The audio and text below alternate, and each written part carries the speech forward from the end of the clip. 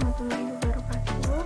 Pada kesempatan kali ini kami akan mempresentasikan mengenai relevansi konsep dan implementasi Merdeka Belajar dengan pendidikan inklusi yang beranggotakan yang pertama Rifanatul Mustaqimah NIM A51019025, yang kedua Rahmadani NIM A51019026, yang ketiga Nanda Kartika Istiqomah NIM A5101902227, dan yang terakhir Vira Nandia NIM A5101902228. Berikut pemaparan materi dari kelompok kami.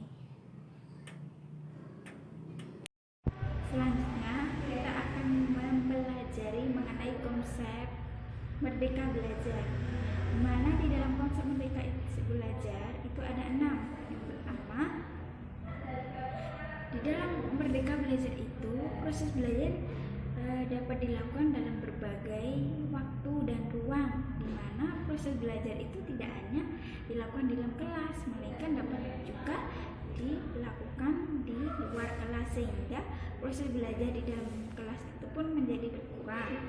Adapun sistem belajarnya di dalam Merdeka Belajar ini terbalik, di mana teoritis itu kita dapatkan di luar kelas, adapun untuk praktek ataupun percobaan itu dilakukan di luar kelas. Yang kedua ada free choice, di mana guru harus memilih perangkat, teknik ataupun program belajar sesuai dengan karakteristik individu masing-masing siswa, sehingga dapat diharapkan dengan memperhatikan karakteristik atau kebutuhan siswa itu sendiri, proses pemberian ilmu itu dapat mulai dicerna dan diasah oleh siswa itu sendiri. Yang ketiga ada personalized learning, di mana guru harus menyesuaikan kemampuan siswa dalam memahami materi, memecahkan masalah sesuai dengan kemampuan yang dimiliki oleh masing-masing siswa. Yang keempat ada berbasis proyek, di mana di dalam Merdeka Belajar siswa diajak menerapkan keterampilan yang sudah ia pelajari dalam berbagai situasi, seperti belajar bagaimana cara menginstalasi komputer, memecahkan kode struktur atau coding.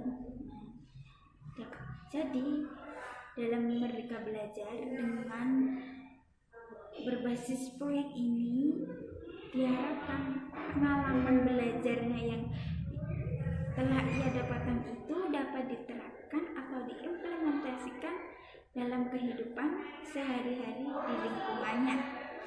Yang kelima ada pengalaman lapangan, di mana link and match di dunia pekerjaan sangat penting.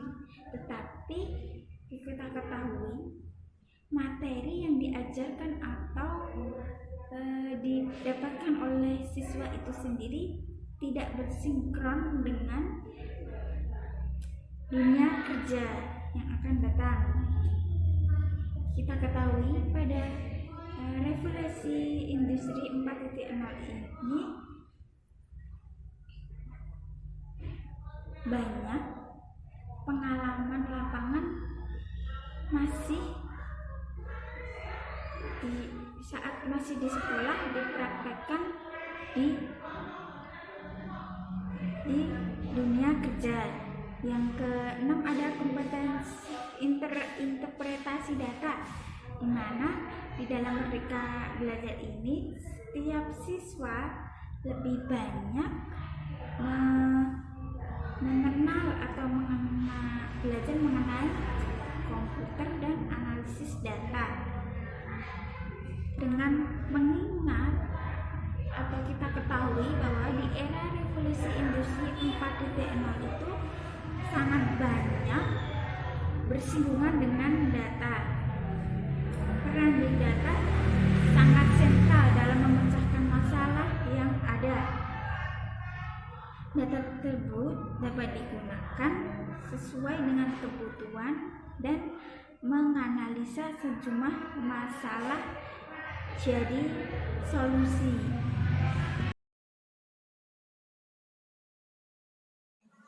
Selanjutnya mengenai pendidikan inklusif. Dalam Permendiknas nomor 70 tahun 2009, pendidikan inklusif didefinisikan sebagai suatu sistem penyelenggaraan pendidikan yang memberikan kesempatan kepada semua peserta didik yang memiliki kelainan dan memiliki potensi kecerdasan dan atau bakat istimewa untuk mengikuti pendidikan secara bersama-sama dengan peserta didik lainnya. Prinsip-prinsip penyelenggaraan pendidikan inklusif. Yang pertama, pendidikan yang ramah. Pendidikan inklusif harus menciptakan dan menjaga komunitas kelas yang ramah dan terbuka dalam menerima keanekaragaman. Yang kedua, pengembangan seoptimal mungkin. Pada dasarnya, setiap anak memiliki kemampuan dan kebutuhan yang berbeda-beda. Yang ketiga adalah kerjasama. Penyelenggaraan pendidikan inklusif harus melibatkan seluruh komponen dalam pendidikan yang terkait. Keempat, perubahan sistem. Sekolah harus berani fleksibel dalam implementasi penyelenggaraan pendidikan. Alasan mengapa pendidikan inklusif perlu dilakukan. Yang pertama yaitu tidak semua ABK atau anak berkebutuhan khusus cocok atau harus belajar di sekolah khusus atau sekolah luar biasa. Yang kedua, ABK perlu kelas reguler untuk belajar mengeneralisasikan keterampilan yang telah dipelajari dan dikuasainya dalam setting yang lebih nyata. Yang ketiga, ABK perlu belajar di kelas reguler secara langsung untuk dapat mempelajari suatu keterampilan tertentu. Yang keempat, dilihat dari jumlah sekolah yang ada, jumlah sekolah khusus atau sekolah luar biasa relatif jauh lebih sedikit jika dibandingkan dengan sekolah reguler. Kelima, dilihat dari tenaga kerja. Guru kelas reguler atau bidang studi lebih menguasai ilmu yang ingin disampaikan, sedangkan guru pendidikan luar biasa lebih mendalami tata laksana penerapan disiplin atau perlakuan yang harus dijalani.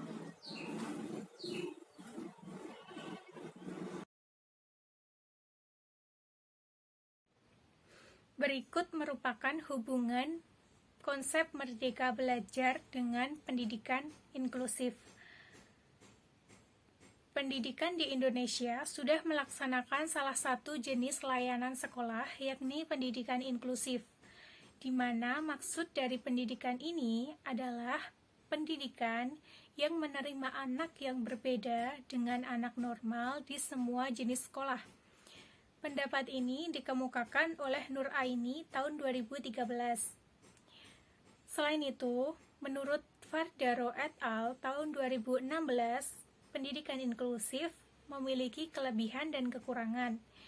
Kelebihannya yaitu tidak terjadinya diskriminasi pada anak sehingga orang tua tidak perlu merasa takut dan cemas untuk memasukkan anak mereka ke suatu sekolah. Selain mendapatkan kesamaan haknya, anak yang mengalami kebutuhan khusus juga bisa merasakan fasilitas yang ada di sekolah. Namun, setiap ada kelebihan, pasti ada kekurangan, di mana kekurangannya dapat dilihat pada anak itu sendiri. Ketika anak berkebutuhan khusus bersekolah di sekolah reguler, maka akan susah baginya untuk mengejar dan mengikuti pembelajaran yang diberikan guru. Dan biasanya, guru yang tidak tahu apa yang diberikan kepada anak, ia akan cenderung memberikan nilai kasihan kepada anak, sehingga membiarkan anak dengan ketidaktahuannya. Jika hal ini semakin lama dibiarkan, maka saat anak lulus nantinya, tidak ada ilmu yang ditangkap selama proses pembelajaran. Oleh karena itu, dibentuklah sekolah luar biasa yang memang khusus memberikan pelayanan dan pembelajaran agar digunakan untuk mendidik anak yang mengalami kebutuhan khusus. Oleh karena itu, Kementerian Pendidikan dan Kebudayaan juga memberikan suatu inovasi konsep dan program atau kebijakan yang baru dalam pelaksanaan pendidikan di Indonesia, yaitu dengan menciptakan suatu konsep program atau kebijakan Merdeka Belajar, dengan harapan agar dapat membuat semua orang yang terlibat di dunia pendidikan tidak merasakan bosan dan jenuh, melainkan mereka merasakan kebahagiaan, terutama untuk mereka yang terlibat langsung dengan dunia anak yang mengalami kebutuhan khusus.